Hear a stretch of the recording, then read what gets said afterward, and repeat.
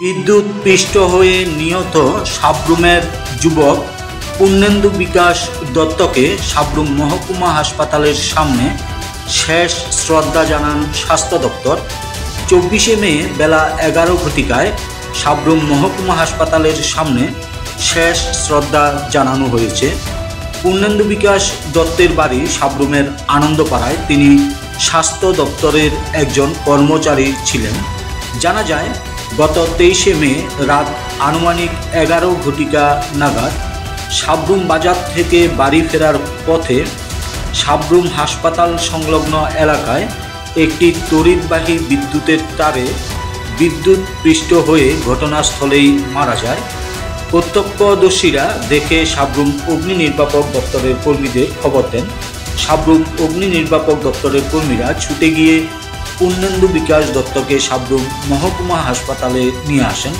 সাব্রুম মহকুমা হাসপাতালের কর্তব্যরত চিকিৎসক পূর্ণেন্দু বিকাশ দত্তকে মৃত বলে ঘোষণা করেন।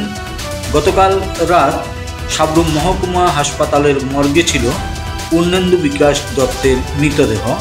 24শে মে সকাল 10 ঘটিকায় সাব্রুম মহকুমা হাসপাতালের মর্গে ময়না তদন্ত করা হয়।